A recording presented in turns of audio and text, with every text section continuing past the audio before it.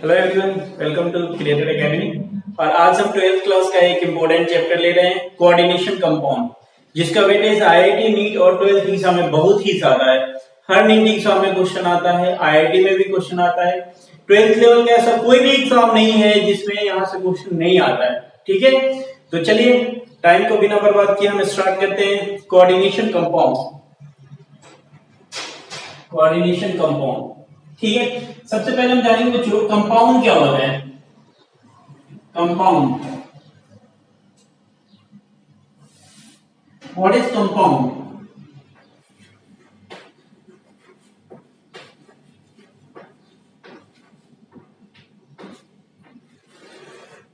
Compound, तो देखिए बच्चों कंपाउंड क्या होता है, जब दो या दो से अधिक एटम केमिकली कंबाइंड होते हैं तो उसे हम क्या कहते हैं? कंपाउंड कहते हैं। जैसे अगर मैं बात करूं कि Na है और Cl है, ठीक है बच्चों, तो Na पे क्या होता है? प्लस चार्ज, और Cl पे क्या?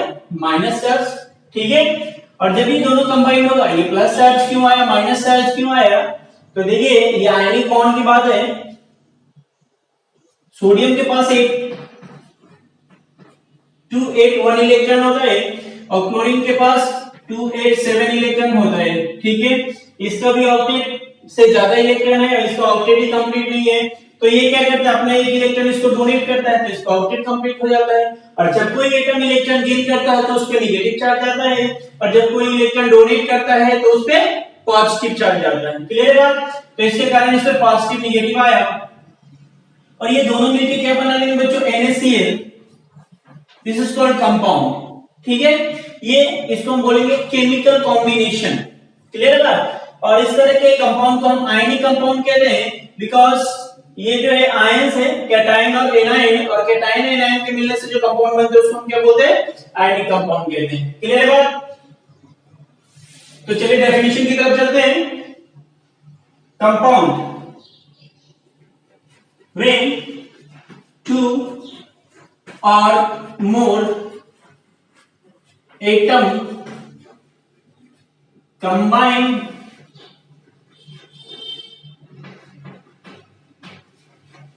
chemically called compound। ठीक है बच्चों, when two or more atom combine chemically called compound। Compound जो होते हैं बच्चों वो टू टाइप से होते हैं। ठीक है, नेक्स्ट बात करते हैं हम टाइप्स ऑफ कंपाउंड।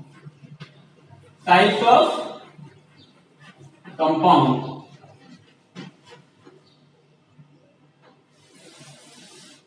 तो यहाँ पे there are two types of compound. एक को तो हम बोलते हैं बच्चों सिंपल कंपाउंड या नॉर्मल कंपाउंड, और दूसरे को हम बोलते हैं एडिशनल कंपाउंड। ठीक है बच्चों, वन इज नॉर्मल और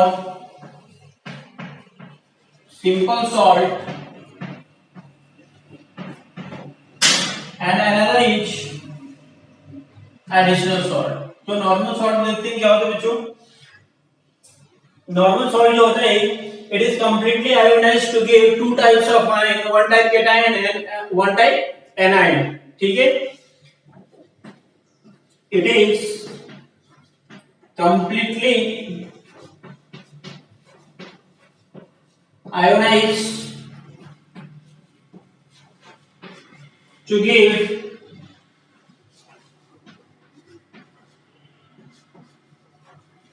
two types of ions.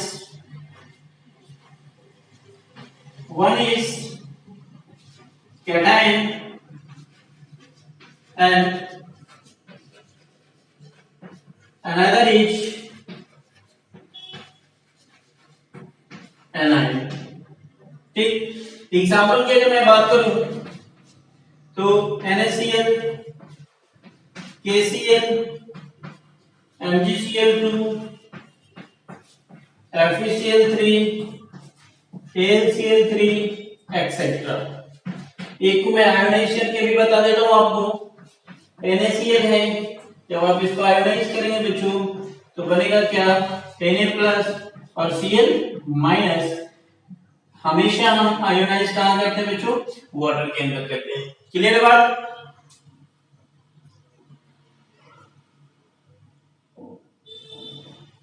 अब हम बात करेंगे जो second type of compound, that is called additional compound.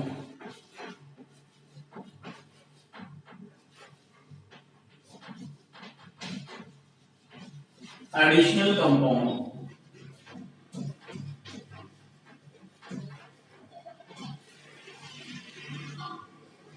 तो एडिशनल कंपाउंड क्या होता है, it is mixture of two or more normal salt in their stoichiometric ratio. It is mixture of two or more normal salt in their stoichiometric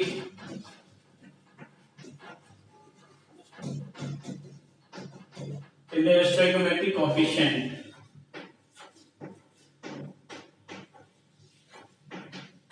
ठीक है, दो या दो से अधिक नॉर्मल सॉल्ट अगर वो अपने स्टोइकोमेट्रिक कोएफिशिएंट के बेसिस पे कंबाइन होता है तो क्या होता है बच्चों, एडिशनल कंपाउंड का निर्माण होता है। ठीक है, एडिशनल कंपाउंड को आप एडिशनल सॉल्ट भी कहेंगे। अब ये जो एडिशनल कंपाउंड होता है वो टू टाइप्स के होते हैं। ठीक है मित्रों, एक को बोलते हैं डबल सॉल्ट और दूसरे को बोलते हैं हम आयन। एक को डबल सॉल्ट और दूसरे को हम बोलते हैं कॉम्प्लेक्स कंपाउंड या कॉम्प्लेक्स सॉल्ट। ठीक है,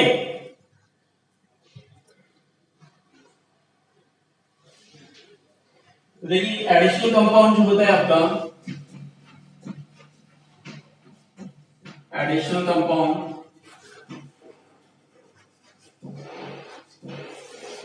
ये टू टाइप्स के होते हैं बच्चों। वन इज डबल सॉल्ट और another is complex salt. Complex salt और कोऑर्डिनेशन कंपाउंड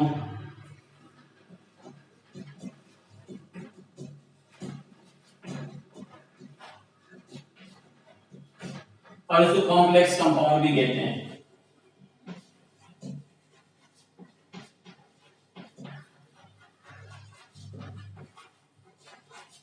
क्लियर बात, डबल सॉल्ट और कॉम्प्लेक्स और कोऑर्डिनेशन कंपाउंड और कॉम्प्लेक्स कंपाउंड। क्लियर बात। तो मित्रों हम देखेंगे एक एक करके कि डबल सॉल्ट क्या होता है और आपका कॉम्प्लेक्स कंपाउंड क्या होता है। ठीक है,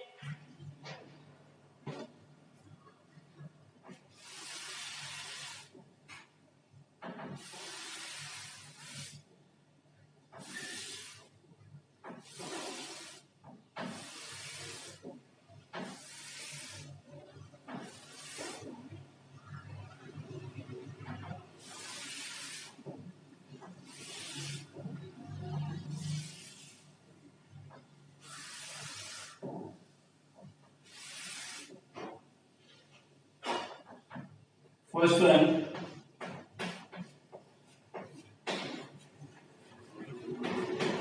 डबल सॉल्ट।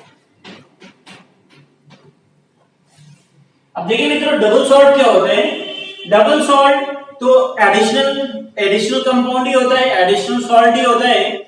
डबल सॉल्ट वे सॉल्ट होते हैं जो कंप्लीटली आयोनाइज होकर अपनी पहचान खो देते हैं, अपनी आइडेंटिटी लूज कर देते हैं वाटर के अंदर, उसको हम क्या कहते हैं, डबल सॉल्ट कहते हैं। दूसरे तरीके से बोले तो it is completely ionize to loss its identity and give three types of ion, two types of cation and one type anion or vice versa, or two type anion one type cation। ठीक है, इसको double salt. But complex में ऐसा नहीं होता है। Complex salt is partially ionize, double salt is completely ionize but complex salt is partially ionize to give at least one complex ion is known as complex salt. Clear है बात। Double salt तो क्या होगा, पूर्ण रूप से dissociate होकर अपनी आइडेंटिटी लूज कर देगा, बट कॉम्प्लेक्स सॉल्ट ऐसा नहीं करता है। ये आयोनाइज तो होता है बट पार्शियली होता है, और कम से कम एक तो क्या देता है, आपका कॉम्प्लेक्स आयन देता है, उसको हम क्या बोलेंगे, कॉम्प्लेक्स सॉल्ट कहेंगे। ठीक है, तो दोनों को एक एक करके हम देखते हैं। Double salt, it is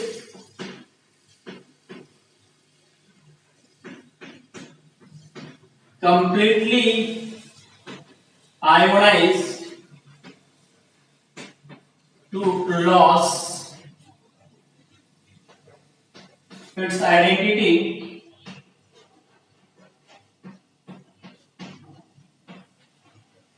and give two types of three types of ion, three types of ion. One type cation or two type anion, one type cation and two type anion, or two types anion and one type cation.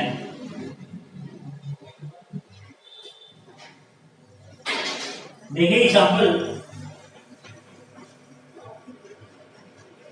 KCl plus MgCl2। ठीक है बच्चों, KCl और MgCl2 ये दो normal salt है बच्चों। जब आप इसको कंबाइन करेंगे तो कंबाइन कहाँ होगा, हमेशा वाटर के अंदर होगा। तो ये क्या बनाएगा, KCl MgCl2 into 6H2O। ठीक है, KCl MgCl2 into 6H2O। इस कंपाउंड को हम बोलते हैं, इस डबल सॉल्ट को कार्नालाइट। क्या बोलते हैं बच्चों, कार्नालाइट। ठीक, जब आप इसको डिसोसिएट करेंगे वाटर के अंदर, जब ये डिसोसिएशन होगा इसका आयोनाइजेशन, तो ये क्या देगा बच्चों, एक तो आपका केटायन K+, दूसरा क्या हो गया बच्चों Mg+2 और 3Cl-। दो टाइप के केटायन मिला आपको, एक टाइप क्या मिला, एनायन। दो टाइप केटायन, तो पर cation number of water molecules कितने हुए बच्चों, 3 पर cation. Number of water molecule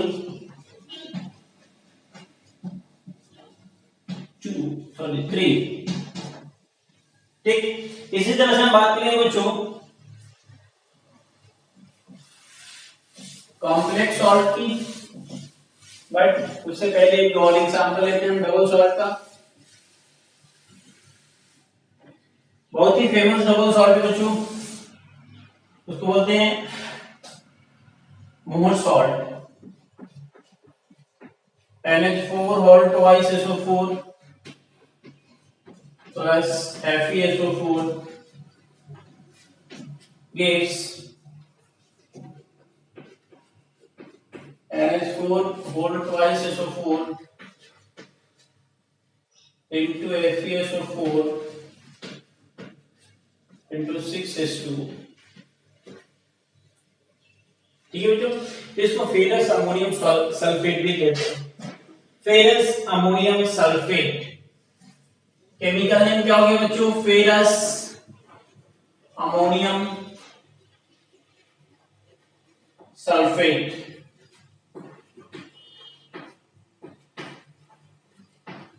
ये आपका क्या हो गया, केमिकल नेम। ट्रेड नेम जो मार्केट में जिस नाम से अवेलेबल है, that is called more salt. More salt. अब जो मोर सॉल्ट को जब आप आयोनाइज करेंगे, तो यहां भी आप देखेंगे 2NH4 मिलेगा प्लस Fe+2 और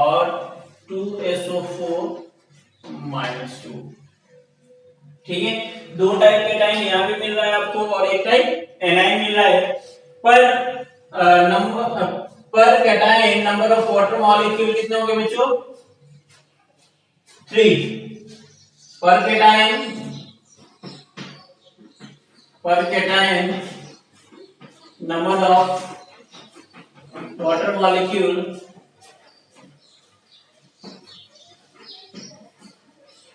is 2 because 2 टाइप कैटायन है, 3 कैटायन है। 2 टाइप है पर कितना है? 3 है। ठीक, मैं टाइप की बात कर रहा हूं, मैं नंबर ऑफ कैटायन की बात नहीं कर रहा हूं। मतलब दो टाइप के कैटायन और एक टाइप के एनायन, मतलब हमेशा दो कैटायन से एक जैसा नहीं होगा। ठीक है, हाँ नंबर उसके ज्यादा कम हो सकते हैं, एक कैटायन 4 हो सकता है, 2 हो सकता है उसकी संख्या, बट टाइप कितना होगा बच्चों? 2 टाइप होंगे। ठीक है, तो ये आपका क्या हो गया? मोर सॉल्ट। ये दोनों किसके एग्जांपल है बच्चों? डबल सॉल्ट के एग्जांपल है।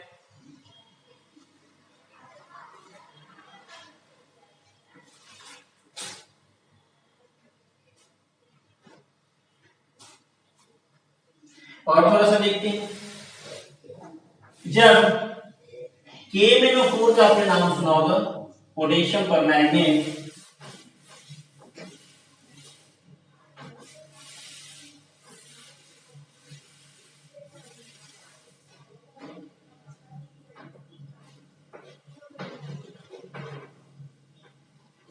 KMnO4 का कलर बच्चों पर्पल होता है। कैसा होता है बच्चों? पर्पल या पिंक बोल सकते हैं आप। जब इसमें आप मोर सॉल्ट मिक्स करेंगे, मोर सॉल्ट, तो ये बच्चों इसका कलर डिसअपीयर हो जाता है। इसका कलर कैसा हो जाता है मित्रों? डिसअपीयर। कलर ऑफ सॉल्यूशन क्या हो जाएगा बच्चों? Colour of solution disappear.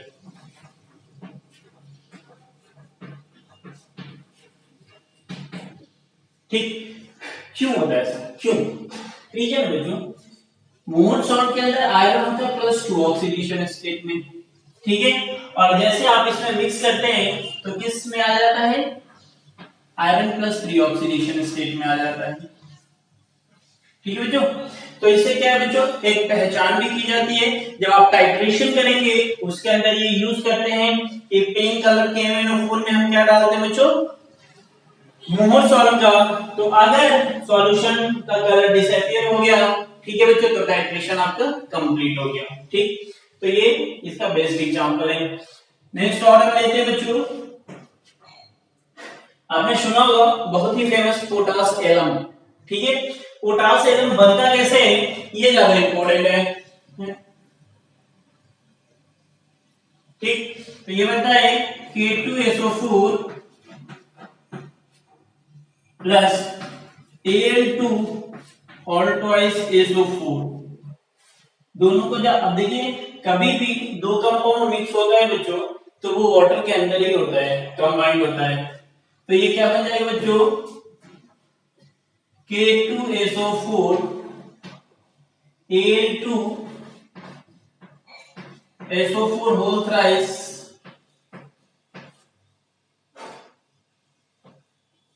into 24:2। ठीक है बच्चों, K2SO4 Al2SO4 whole thrice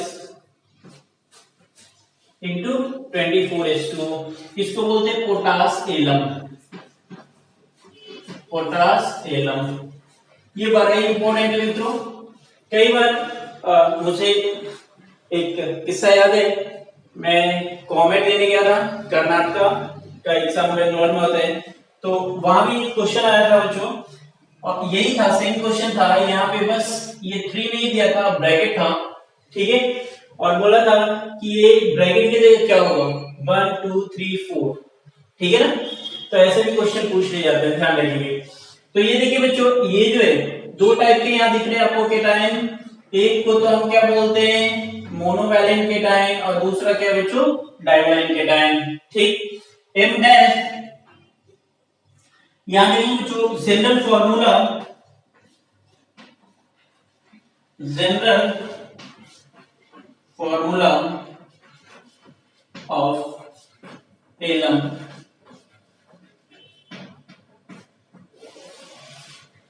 alum का जनरल फॉर्मूला जो होता है बच्चों वो होता है m डैश 2 SO4, ठीक है, m डबल डैश, ठीक है, SO4 ऑल थ्राइस into 24:2। ये जनरल फॉर्मूला ऑफ एलम है, ठीक। यहाँ पे भी टू लेते हैं।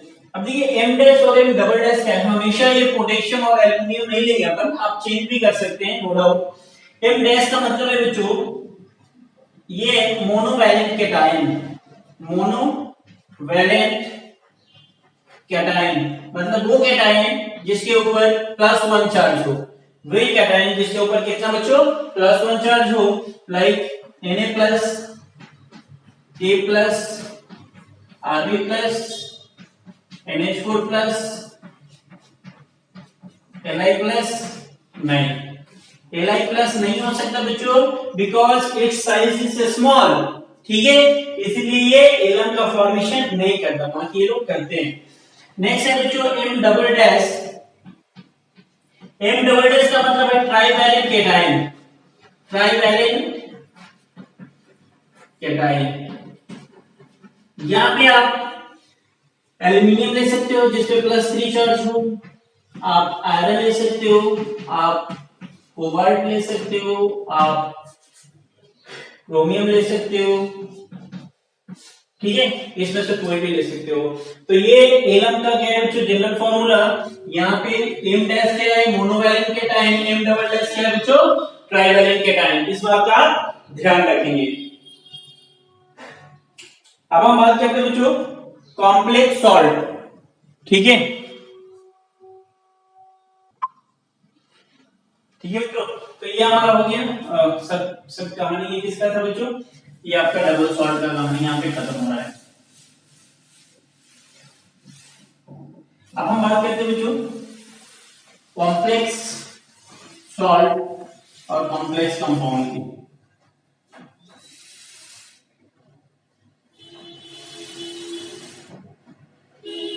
कॉम्प्लेक्स सॉल्ट और कॉम्प्लेक्स कंपाउंड,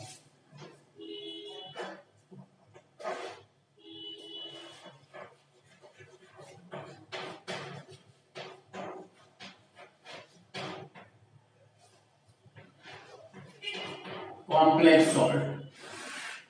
कॉम्प्लेक्स सॉल्ट क्या होता है मित्रों, कॉम्प्लेक्स सॉल्ट वे सॉल्ट जो पार्शियली आयोनाइज होकर एटलीस्ट वन कॉम्प्लेक्स आयन देता है उसको हम क्या कहते हैं कॉम्प्लेक्स सॉल्ट कहते हैं। They are partially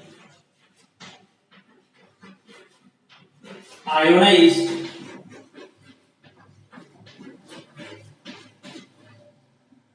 to give at least one complex ion.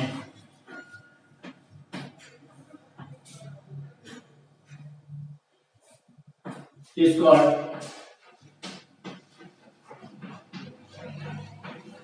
complex salt,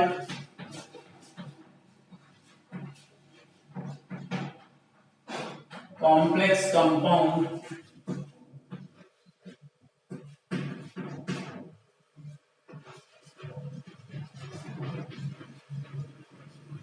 or coordination compound।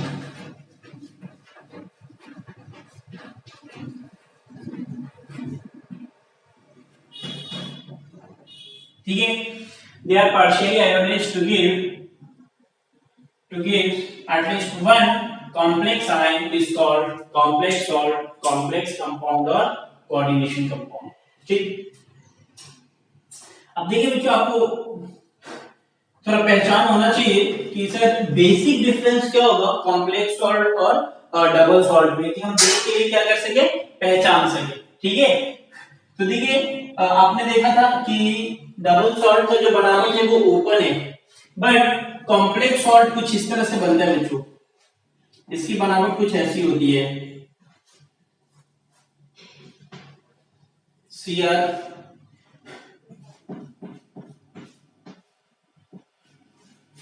ऐसी होती है, एक तो बड़ी ब्रैकेट होगी, एक छोटी ब्रैकेट होगी, और ये एक बाहर जो आयंस होते हैं, ठीक है, इस तरह से क्या है आपका कॉम्प्लेक्स सॉल्ट है। बट अगर मैं सेम कंपैरिजन करूं डबल सॉल्ट की, आप देख के कैसे पहचानेंगे, तो मैंने आपको बताया था जैसे मोर सॉल्ट था NH4 whole twice SO4 FeSO4 6H2, ये पूरा ओपन है, ये कैसे बच्चों, इस तरह से आपको बॉक्स में बंद दिखेगा, ठीक है, बड़ी ब्रैकेट के अंदर, तो ये तो क्या हो गया आपका कॉम्प्लेक्स सॉल्ट, इसको आप क्या बोलेंगे कॉम्प्लेक्स सॉल्ट, कॉम्प्लेक्स कंपाउंड, ठीक है बच्चों। बट इसको आप क्या बोलेंगे बच्चों डबल सॉल्ट, इसको क्या बोलेंगे डबल सॉल्ट बोलेंगे, डबल सॉल्ट, ठीक है, बेसिक डिफरेंस है ना। बट कई बार क्या बोर्ड एग्जाम में इसके डिफरेंस भी पूछ ले जाते हैं कि भाई कॉम्प्लेक्स सॉल्ट और डबल सॉल्ट में क्या डिफरेंस है, तो एक बेसिक डिफरेंस तो ये है कि आपका डबल सॉल्ट जो है वो अपनी आइडेंटिटी लूज कर देता है वाटर के अंदर, और ये कॉम्प्लेक्स सॉल्ट कोऑर्डिनेशन कंपाउंड अपनी आइडेंटिटी लूज नहीं करती है, ठीक है।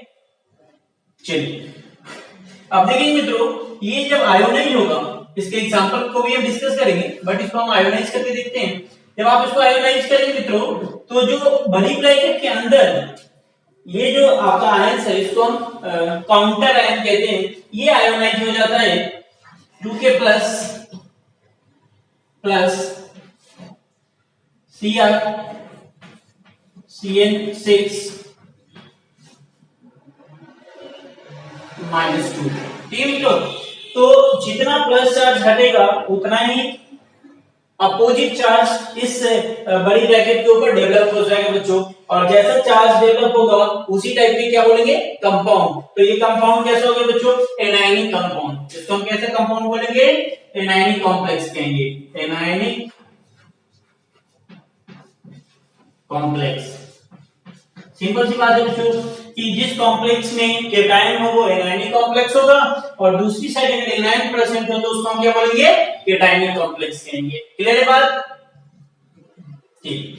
अब देखेंगे, ये मैं इसको मिटा देता हूं, ये सिर्फ रेफरेंस के लिए था।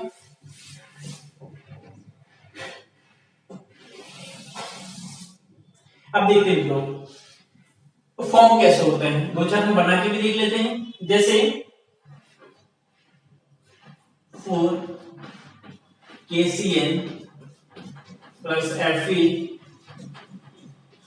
whole twice,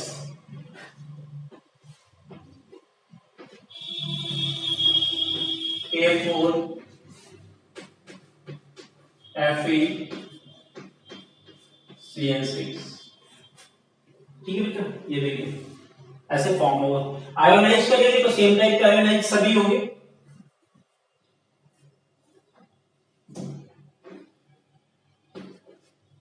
ठीक। इसको बोलेंगे पोटेशियम फेरोसाइनेट, पोटेशियम फेरोसाइनाइड, ठीक है। नेक्स्ट हम लेते हैं बच्चों 2Ki प्लस LCI2,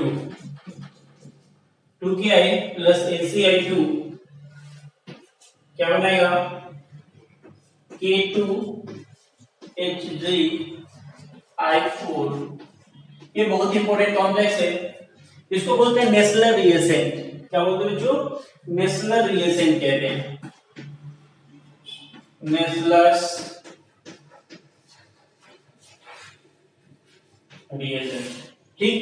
इसका काम क्या है, ये जो है बच्चों अमोनियम आयन को डिटेक्ट करता है, किसको डिटेक्ट करता है बच्चों अमोनियम आयन को डिटेक्ट करता है, कौन नेस्लर रिएजेंट, ठीक है, नोट डाउन करिए।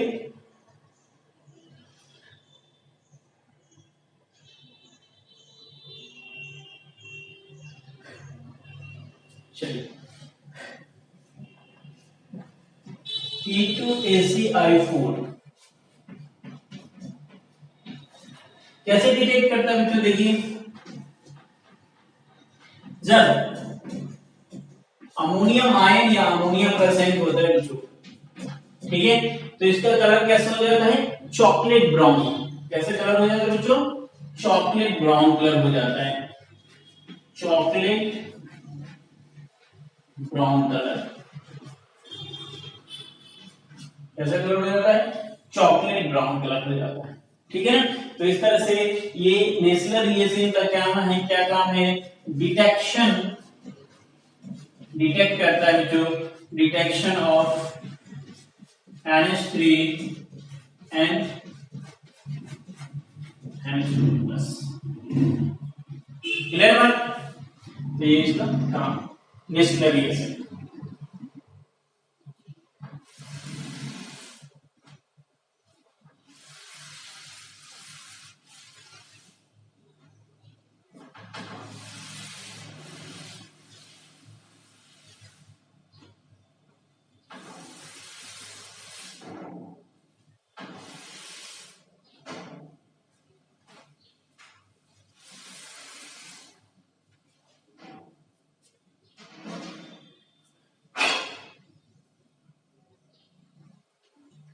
नेक्स्ट लेते हैं एग्जांपल CuSO4 plus 4NH3।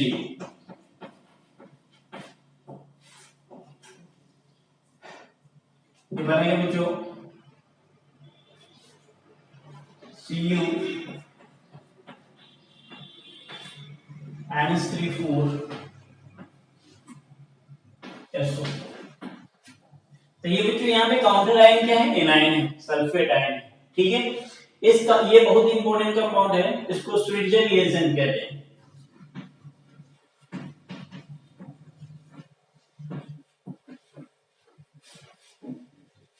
ये डार्क ब्लू कलर होता है, ठीक है। कैसा कंपाउंड है बच्चों? ये आपका कैटायनिक कंपाउंड हो गया, कैटायनिक कॉम्प्लेक्स। कोऑर्डिनेशन नंबर इसके बच्चों अगर बात करें तो ये कोऑर्डिनेशन नंबर होता है, थोड़ी देर बाद हम चर्चा करेंगे। इसको मिटा दे रहा हूं मैं इधर।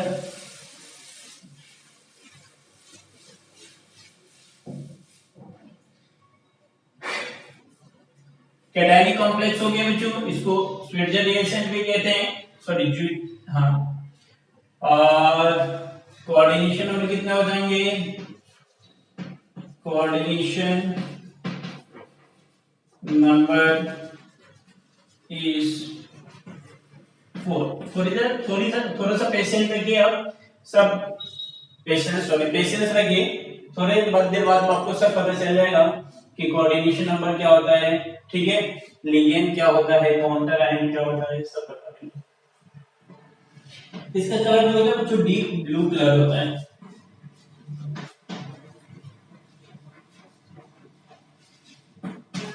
ठीक है।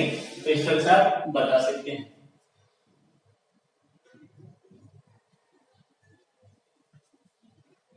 Now cupra ammonium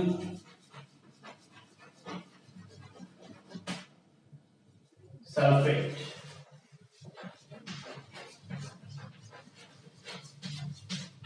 क्यूप्रा ammonium sulphate, ठीक है।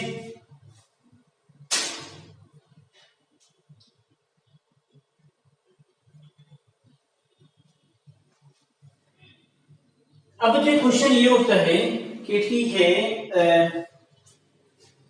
जो मोर सॉल्ट होता है फेरस अमोनियम सल्फेट वो आयरन का टेस्ट देता है, बट क्यूप्रा अमोनियम सल्फेट कॉपर का टेस्ट क्यों नहीं देता है, ठीक है।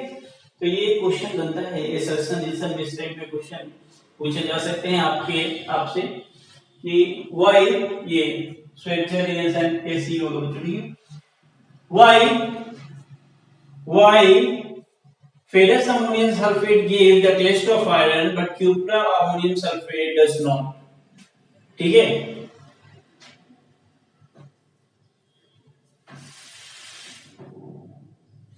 तो इस क्वेश्चन को भी हम देख लेते हैं। अभी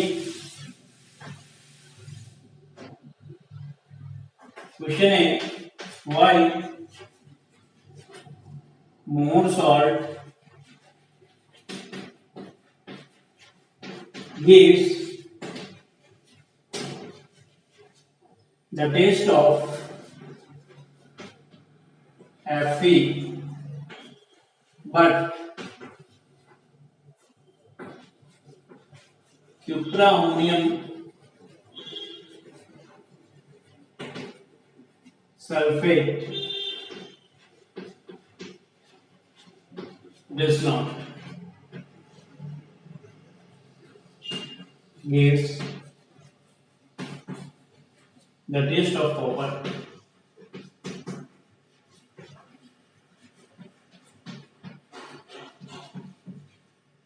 ठीक है बच्चों, क्यों ऐसे क्यों होता है? तो रीजन ये बच्चों सिंपल सा रीजन है। अभी अगर आप ध्यान से पढ़े होंगे तो रीजन आप भी बता सकते हैं कि जो आपका मोर सॉल्ट है या फेरस अमोनियम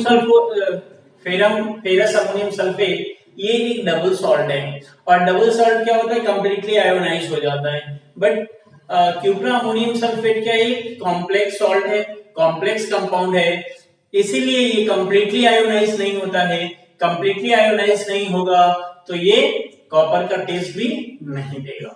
ठीक है, तो रीजन सिंपल सी है, because more salt is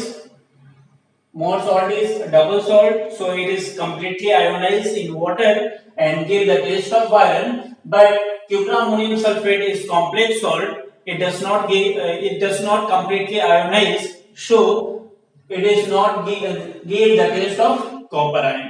Clear है बात? चलिए,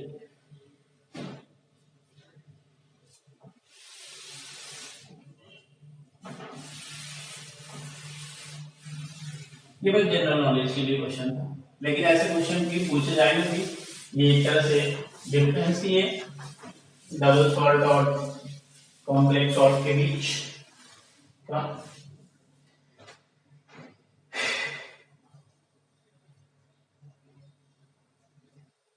नेक्स्ट लेते हैं जो PeCl प्लस 2NH3, तो ये क्या देगा बच्चों? क्या बनाएगा? ये बनाएगा AC NH3 whole twice Cl। ठीक है,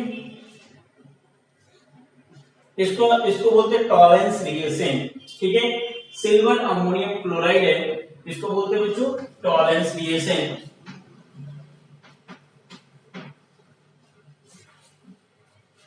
ये जितने भी रिएजेंट हैं वो सबके सब फेमस है, सबके सब इंपॉर्टेंट है, तो इसको आप ध्यान रखेंगे। ठीक है ना? टॉलेंस रिएजेंट का काम क्या है बच्चों? ये जो है ये क्या काम करता है बच्चों? ये डिटेक्ट करता है एल्डिहाइड एंड कीटोन को। Detect the aldehyde and ketone. ठीक है मित्रों, तो ये क्या टॉलेंस रिएक्शन किसको डिटेक्ट करता है बच्चों? एल्डिहाइड और कीटोन को। क्लियर बात? अब बात करते हैं हम आगे कि भाई कॉम्प्लेक्स फॉर्मेशन के लिए किन किन चीजों की आवश्यकता होती है। ठीक है, essential condition for complex formation. ठीक है, क्या क्या एसेंशियल कंडीशन है कॉम्प्लेक्स फॉर्मेशन का, वो चीजें देखेंगे हम। ठीक है, और कब कॉम्प्लेक्स फॉर्म हो सकता है, कब नहीं हो सकता है।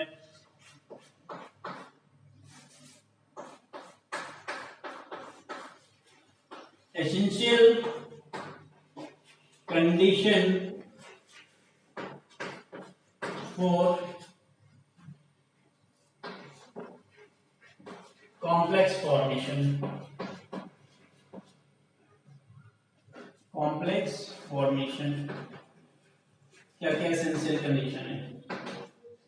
फर्स्ट तो ये मित्रों कि जो सेंट्रल मेटल एटम होंगे उसके पास हाई चार्ज डेंसिटी होना चाहिए।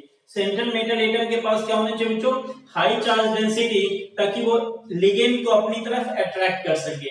ठीक है, अब लिगेंड वेन क्या होता है हम थोड़ी देर बाद बात करेंगे, बट आप सिर्फ टर्मिनोलॉजी को ध्यान में रखेंगे कि high charge density of central metal ion to attract the ligand.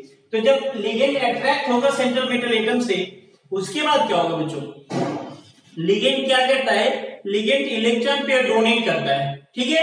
तो किसको डोनेट करेगा, सेंट्रल मेटल एटम को करेगा। तो फर्स्ट कंडीशन ये है कि चार्ज डेंसिटी ज्यादा रहेगा ताकि लिगेंड को अट्रैक्ट कर सके। जब लिगेंड अट्रैक्ट हो गया तो सेंट्रल मेटल एटम के पास वैकेंट ऑर्बिटल भी होना चाहिए।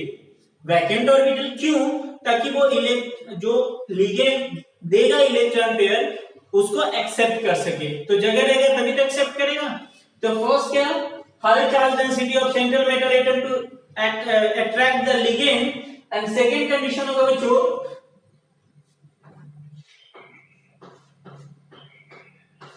presence of vacant orbital to accept the electron pair from the ligand। तो फर्स्ट है बच्चों high charge density, high charge density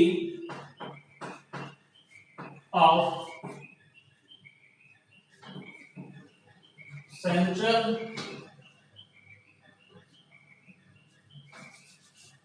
metal atom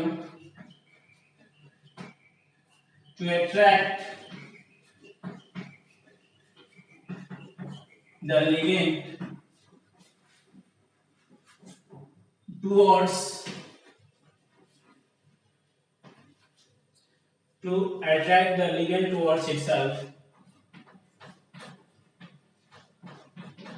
second condition है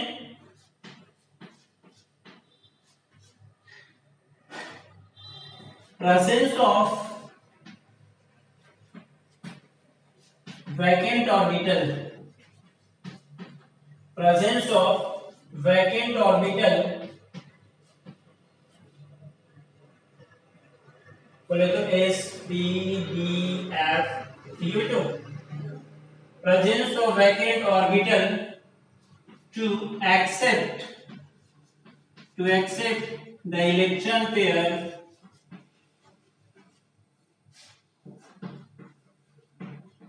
from ligand, ठीक है बच्चों। ये दो एसेंशियल कंडीशन है कॉम्प्लेक्स फॉर्मेशन का, ठीक है। ये दोनों अगर कंडीशन फॉलो नहीं कर रहे हैं तो कॉम्प्लेक्स का फॉर्मेशन नहीं होगा। तो क्वेश्चन ये आता है सर क्या एस ब्लॉक एलिमेंट फॉर्म करेगा कॉम्प्लेक्स, या पी ब्लॉक करेगा, या डी ब्लॉक करेगा, या सभी करेंगे, ठीक है, या क्यों नहीं करेंगे, वो चीजें देखते हैं। तो बच्चों मैं अगर बात करूं थर्ड पॉइंट में एस ब्लॉक एलिमेंट की, like lithium S block element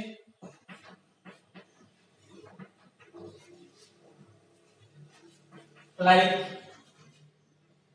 lithium, beryllium, magnesium have tendency to form complex compound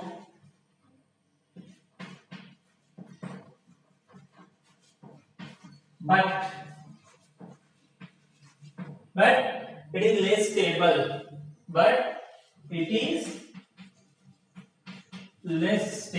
बच्चों ये कैसे होते हैं, ये सब जो होते हैं साइज में चूंकि क्या होता है छोटा होता है इसलिए क्या होता है लेस स्टेबल। बट अगर मैं बात करूं कि top to bottom down the group complex forming tendency क्या होता है इंक्रीज होता है। ऊपर से नीचे हम आते हैं ग्रुप में तो कॉम्प्लेक्स फॉर्मेशन टेंडेंसी क्या होगा बच्चों increase stable, but down the group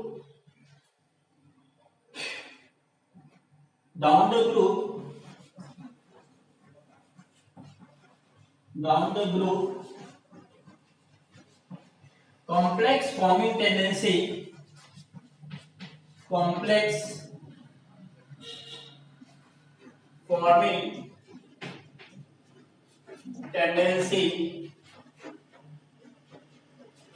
increases, ठीक है बच्चों।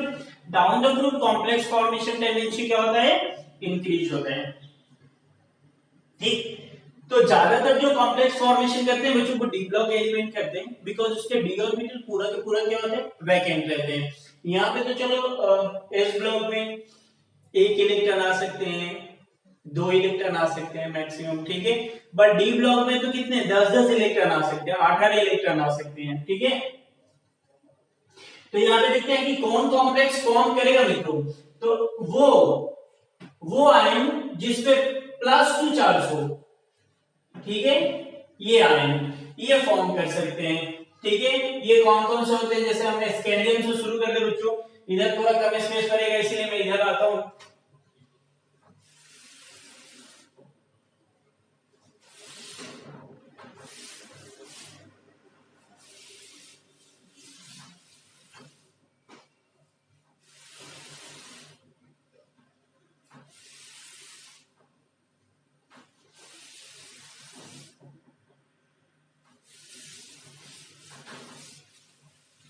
देखिए +2 चार्ज वाले जैसे स्कैंडियम हो गया, स्कैंडियम के बाद टाइटेनियम, टाइटेनियम के बाद vanadium, chromium, manganese, iron, cobalt, निकल, कॉपर और जिंक, ठीक है। इस सबको लेकर +2 ऑक्सीडेशन स्टेट में अगर मैं बात करूं, +2 ऑक्सीडेशन स्टेट में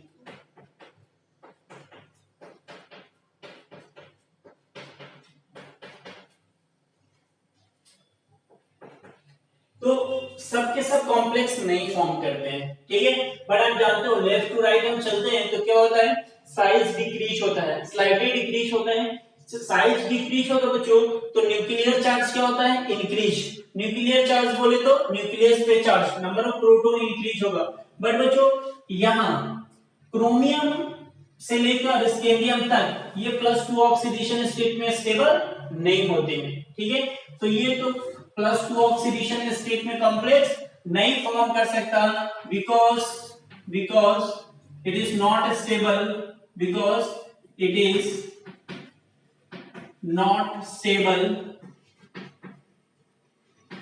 इन +2 ऑक्सीडेशन स्टेट, ठीक है। बट बाकी जो है इधर लेफ्ट टू राइट अगर देखें हम, तो कॉम्प्लेक्स फॉर्मिंग टेंडेंसी इंक्रीज होगा बिकॉज चार्ज डेंसिटी बढ़ रहा है। लेफ्ट टू राइट अगर हम चले तो क्या हो रहा है बच्चों, चार्ज डेंसिटी इंक्रीज हो रहा है। चार्ज डेंसिटी से मेरा मतलब है, चार्ज डेंसिटी से मेरा ये मतलब है कि जो आपका न्यूक्लियस पे चार्ज क्या हो रहा है, इंक्रीज हो रहा है, नंबर ऑफ प्रोटॉन क्या हो रहा है, इंक्रीज हो रहा है, ठीक। तो चार्ज डेंसिटी इंक्रीज तो कॉम्प्लेक्स फॉर्मिंग टेंडेंसी भी क्या होगा बच्चों, इंक्रीज होगा। कॉम्प्लेक्स फॉर्मिंग टेंडेंसी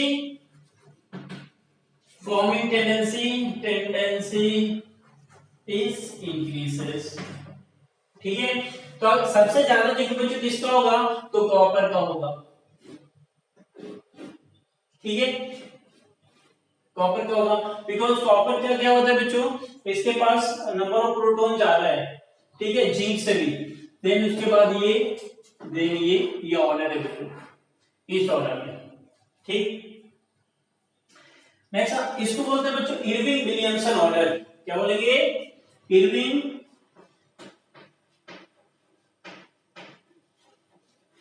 ये साइंटिस्ट का नाम है, विलियमसन ऑर्डर। ये जो बात कही थी वो सबसे पहले इरविन ने बोला था, इसलिए इस ऑर्डर को क्या बोला, इरविन विलियमसन ऑर्डर, ठीक है। एक और देखते हैं ये इरविन विलियमसन ऑर्डर, यदि +3 ऑक्सीडेशन स्टेट में हो या फिर बोले कि +3 चार्ज अवेलेबल हो, तब क्या होगा बच्चों, तो scandium, again titanium, vanadium, chromium, manganese, iron, cobalt, nickel, copper और जिंक, ठीक है बच्चों। तो ये तो नहीं होता, ये सिर्फ +2 ऑक्सीडेशन स्टेट में स्टेबल होता है। बट यहां से इधर सब के सब +3 ऑक्सीडेशन स्टेट में क्या होता है बच्चों, स्टेबल होते हैं और कॉम्प्लेक्स फॉर्म करते हैं। तो यहां भी अगर मैं बात करूं तो सबसे ज्यादा क्या होगा बच्चों, cobalt, then iron, because left to right क्या होता है साइज, डिक्रीज, साइज डिक्रीज तो charge density increase, charge density increase तो कॉम्प्लेक्स फॉर्मिंग टेंडेंसी भी इंक्रीजेस।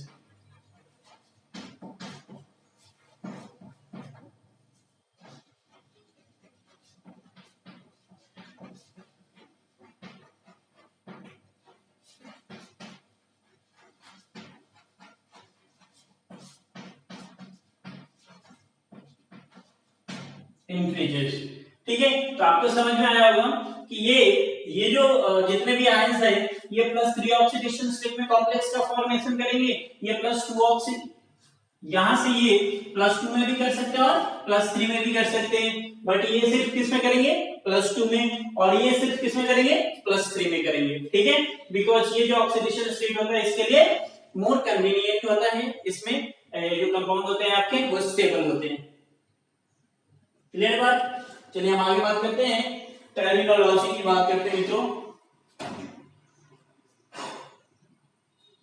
अब यहां तक क्लियर है आपको, इसको बोलते हैं Irwin Williamson order. Irwin Williamson order हो गया। अब हम बात करेंगे ये जो कॉम्प्लेक्स है उसमें एक एक चीज को, एक एक टर्मिनोलॉजी को लेंगे, किसको क्या बोलते हैं और इसको डिफाइन भी करेंगे हम। ये बेसिक है बच्चों लेकिन इंपॉर्टेंट है। आधे से ज्यादा बच्चों को ये चीजें समझ में नहीं आती है कि कॉम्प्लेक्स क्यों फॉर्म होता है, कैसे फॉर्म होता है, उसका क्या कंडीशन है, उसका क्या एप्लीकेशन है, ये चीजें पता नहीं होती है। और कंपटीशन में क्वेश्चन यहां से जो मैं पढ़ा रहा हूं यहां से बनना शुरू हो जाएंगे। देखिए अब हम बात करेंगे टर्मिनोलॉजी की।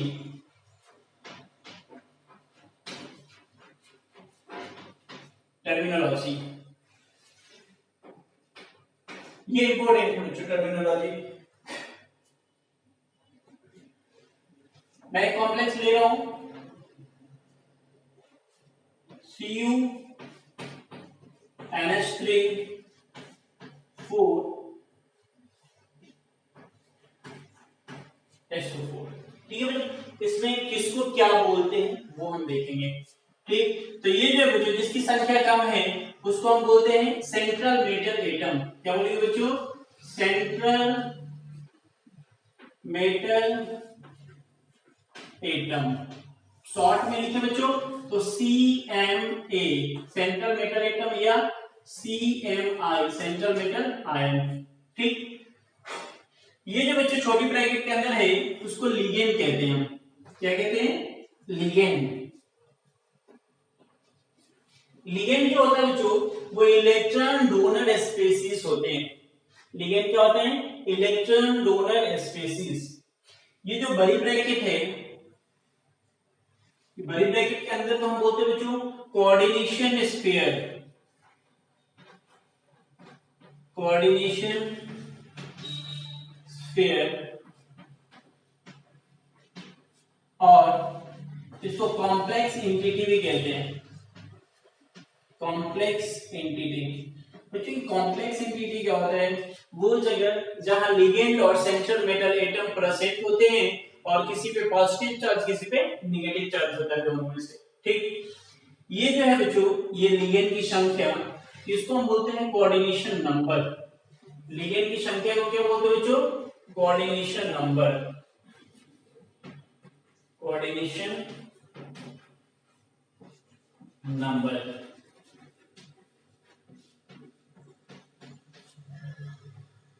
ठीक।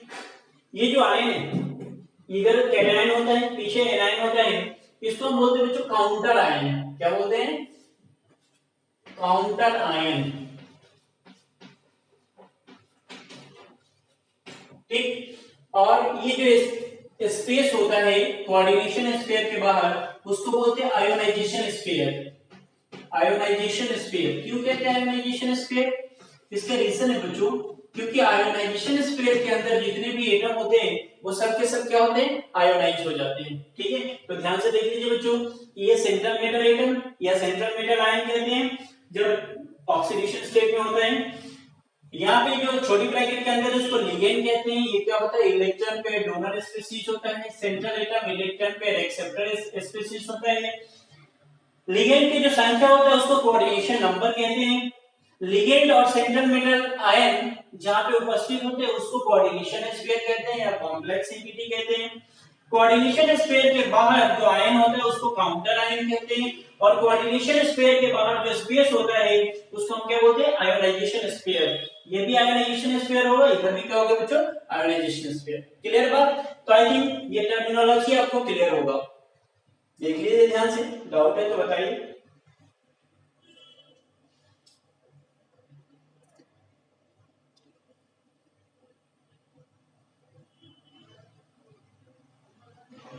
चलिए हम एक एक करके सर पे डिस्कस करेंगे कि कौन क्या होता है बच्चों, ठीक है।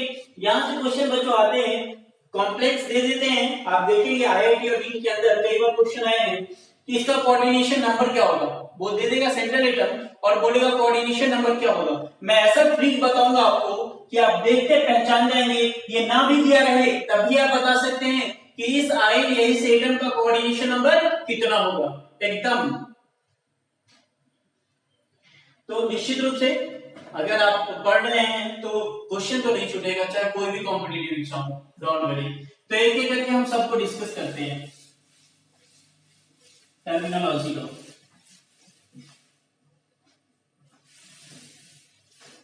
पहला टर्मिनोलॉजी की बात करेंगे जो central metal atom,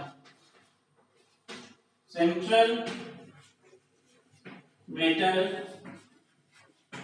atom CMA और CMI। सेंट्रल मेटल एटम क्या होते हैं, मैंने अभी थोड़ी देर पहले बताया कि बच्चों एस ब्लॉक एलिमेंट नहीं फॉर्म करता है, कोई कोई पी ब्लॉक एलिमेंट फॉर्म करता है कॉम्प्लेक्स, ठीक है। ज्यादातर 90%, 95, 98% जो होते हैं वो ट्रांजिशन एलिमेंट होते हैं, डी ब्लॉक एलिमेंट होते हैं, ठीक है। तो ये जो होते हैं generally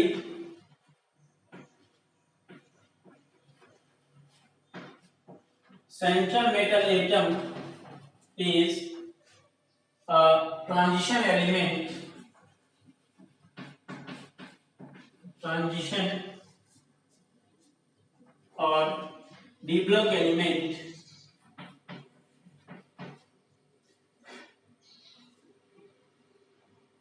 generally central metal atom is a transition or d block element because its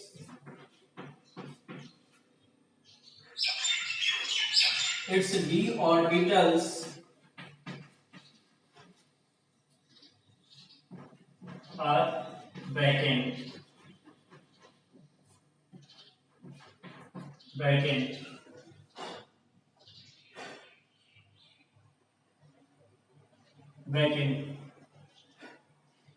It is also known as, because centre में होता है सेंट्रल एटम तो इसलिए इसको न्यूक्लियर एटम भी कहते हैं। It is also known as nuclear atom, central metal atom को क्या कहते हैं, न्यूक्लियर एटम भी कहते हैं। एक कॉम्प्लेक्स के अंदर एक से ज्यादा सेंट्रल मेटल एटम हो सकते हैं, ठीक है।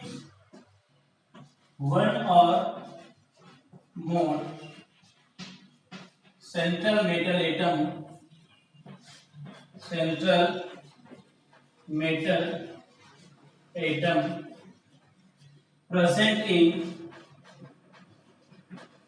present in the complex,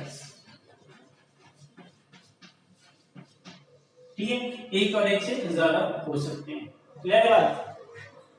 जैसे मैं बात करूं एग्जांपल की, तो CuNH3 4SO4, ये जो है आपका वो क्या है बच्चों, सेंट्रल मेटल एटम।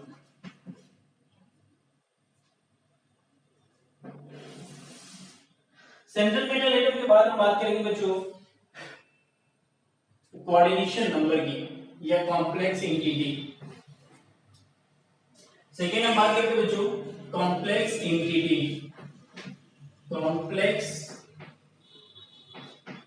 एंटिटी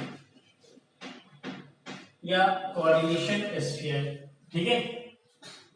ये कॉम्प्लेक्स एंटिटी क्या होता है, कोऑर्डिनेशन स्फीयर क्या, मैंने अभी थोड़ी देर पहले बताया था कि जिसके अंदर सेंट्रल मेटल एटम और लिगैंड होते हैं उसको हम क्या बोलते हैं, कोऑर्डिनेशन स्फीयर और कॉम्प्लेक्स एंटिटी।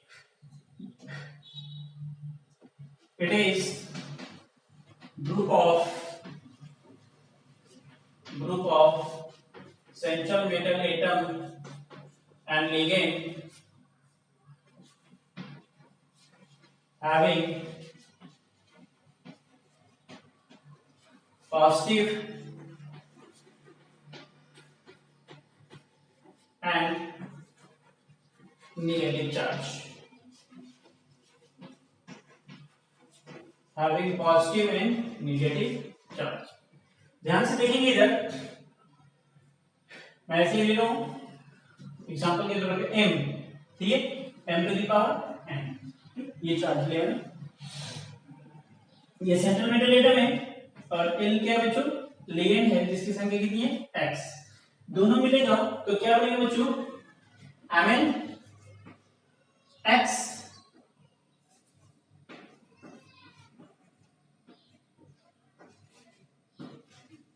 ये प्लस माइनस क्या होगा बच्चों, n। तो ये तो क्या हो गया, फॉर्म हो गया आपका कॉम्प्लेक्स, ये क्या फॉर्म हो गया बच्चों, कॉम्प्लेक्स, और ये कॉम्प्लेक्स एंटिटी है। अब ये देखिए बच्चों, ये है आपका सेंट्रल मेटल एटम और ये है आपका लिगेंड।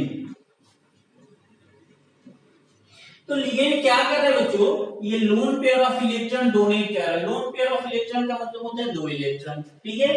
ये लिगेंड क्या करता है, lone pair of electron donate करता है सेंट्रल मेटल एटम को और उसके साथ कोऑर्डिनेट बॉन्ड से जुड़ जाता है, ठीक है।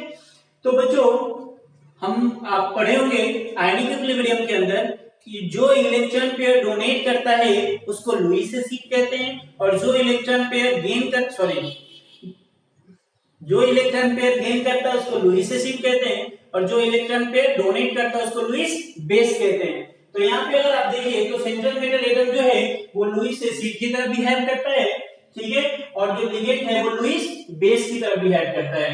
ये क्या होता है, electron pair acceptor, electron pair acceptor, और ये क्या है, इलेक्ट्रॉन पेयर डोनर। तो ये जो इलेक्ट्रॉन पेयर एक्सेप्टर है उसको आप क्या बोल सकते हो, लुईस एसिड, और जो डोनेट करता है उसको क्या बोलेंगे बच्चों, लुईस बेस, ठीक है। तो जो सेंट्रल मेटल एटम होता है उसका बिहेव कैसा होता है बच्चों, एसिड की तरह, और लिगेंड जो होता है उसका बिहेव कैसा होता है, बेस की तरह होता है। क्लियर है बात, चलिए आगे बढ़ते हैं। हम नेक्स्ट टर्मिनोलॉजी को लेते हैं, that is called coordination number.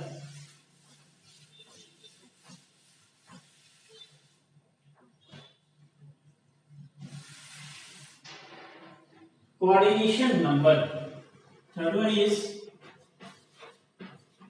ये बहुत इंपॉर्टेंट है बच्चों, कोऑर्डिनेशन नंबर।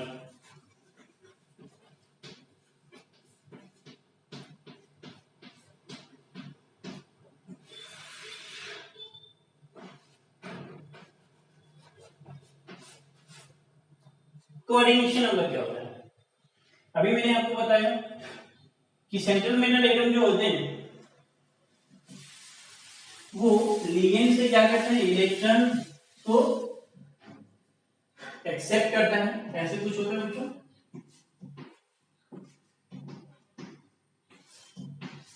तो सेंट्रल ये लिगेंड क्या कर रहे हैं, इलेक्ट्रॉन पेयर डोनेट कर रहे हैं किसको, सेंट्रल मेटल एटम को, ठीक है। तो ये कौन से बॉन्ड बना रहे हैं बच्चों, लिगेंड इलेक्ट्रॉन पेयर डोनेट करके कोऑर्डिनेट बॉन्ड से जुड़ जा रहा है, किससे, सेंट्रल मेटल एटम से। तो कोऑर्डिनेशन नंबर क्या होगा बच्चों, तो जितने लिगेंड है वो सबके सब एक एक इलेक्ट्रॉन पेयर डोनेट करेंगे, तो जितना इलेक्ट्रॉन पेयर डोनेट करेंगे उतना ही कोऑर्डिनेट बॉन्ड का फॉर्मेशन होगा, ठीक है मित्रों। तो यहाँ पे कोऑर्डिनेशन नंबर क्या होता है,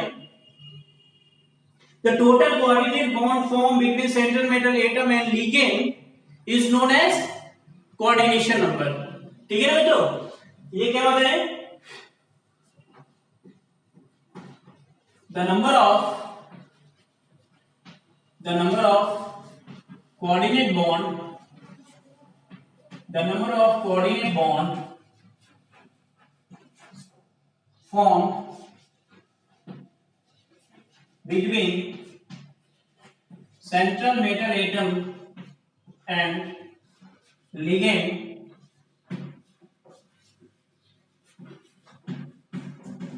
in the complex is known as coordination number of that complex. ठीक है, उसको क्या बोलेंगे बच्चों? कोऑर्डिनेशन नंबर कहेंगे।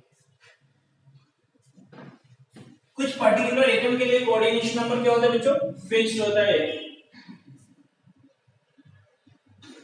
फॉर some particular atom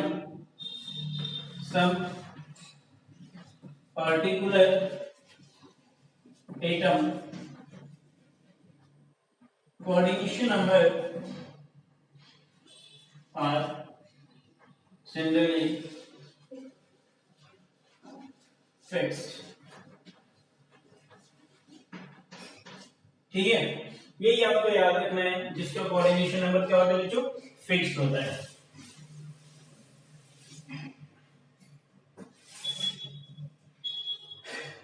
इधर लिखेंगे सेंट्रल मेटल एटम और इधर लिखेंगे इसका कोऑर्डिनेशन नंबर।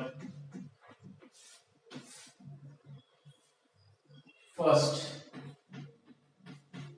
आयरन, कोबाल्ट और क्रोमियम। आयरन, कोबाल्ट और क्रोमियम, इसका कोऑर्डिनेशन नंबर बच्चों 6 होता है। ठीक है, 5 भी होता है, 4 भी होता है, बट हम ज्यादातर केस में कितना होता है बच्चों? 6। तो आपको कितना लेके चलना है तो 6 लेके चलना है। ठीक है, कितना लेके चलना है? 6। और ये कौन सा ऑक्सीडेशन स्टेट में होगा? +3 ऑक्सीडेशन स्टेट में होगा।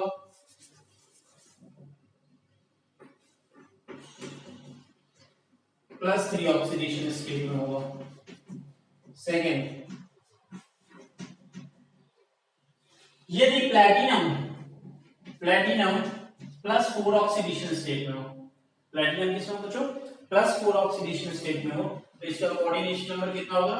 6 होगा। ठीक, जिंक, कॉपर और निकेल +2 ऑक्सीडेशन स्टेट में, तो इसका कोऑर्डिनेशन नंबर कितना होगा बच्चों? 4। दोनों 2 और 6 भी होता है, बट अपने को क्या लेके चलना है? 4 लेके चलना है। 4 इज मोर स्टेबल। ठीक, यदि प्लैटिनम +2 ऑक्सीडेशन स्टेट में हो बच्चों, तो इसका कोऑर्डिनेशन नंबर कितना होता है? 4। ये फिक्स है, हमेशा ऐसे ही होगा, और 99% कॉम्प्लेक्स में यही सेंट्रल मेटल एटम होंगे। कॉपर +1 ऑक्सीडेशन स्टेट में हो, सिल्वर, गोल्ड और मरकरी, तो इसका ऑक्सीडेशन कोऑर्डिनेशन नंबर 2 होता है। ठीक है, और भी होते हैं, 5 भी होते हैं और 4 भी होते हैं, बट 2 इज मोर स्टेबल। तो अगर आप इतना याद रखते हैं कोऑर्डिनेशन नंबर, तो कोऑर्डिनेशन नंबर से आपको क्वेश्चन नहीं छूटेगा, आई प्रॉमिस यू। ठीक है, कभी नहीं छूटेगा। क्लियर बात? तो वीडियो लंबा हो जाएगा, तो आज फर्स्ट लेक्चर में हम इतना ही बात करेंगे। तो आई थिंक आपको समझ में आया होगा। सबसे पहले मैंने बात किया कि कोऑर्डिनेशन कंपाउंड क्या होता है। ठीक है, कंपाउंड क्या होता है, डबल सॉल्ट क्या होता है, उसके बारे में मैंने डिस्कस करा। उसके बाद कोऑर्डिनेशन कंपाउंड के बारे में डिस्कस करा, कॉम्प्लेक्स सॉल्ट क्या होता है, ठीक है, कैसे फॉर्म होता है डबल सॉल्ट और कॉम्प्लेक्स सॉल्ट में मैंने कुछ डिफरेंस बताने की कोशिश की। एसेंशियल कंडीशन क्या क्या है कॉम्प्लेक्स फॉर्मेशन का, एडविन विलियमसन ऑर्डर क्या है। उसके बाद टर्मिनोलॉजी की मैं बात कर रहा था और मैंने 3 टर्मिनोलॉजी भी डिस्कस कर दिया। ठीक है, अब उसके बाद बचा है जो लिगेंड। लिगेंड तो क्या होता है, डेफिनेशन बता ही देते हैं। फोर्थ है बच्चों ligand. Ligand it is lone pair donor species या इलेक्ट्रॉन पेयर डोनर स्पीसीज। ठीक है, तो बाकी हम नेक्स्ट क्लास में बात करेंगे बच्चों। ठीक है, अगर आपको इस वीडियो से फायदा पहुंच रहा है तो लाइक, कमेंट, सब्सक्राइब जरूर करें और अपने दोस्तों को भी शेयर करें। ठीक है, थैंक यू वेरी मच।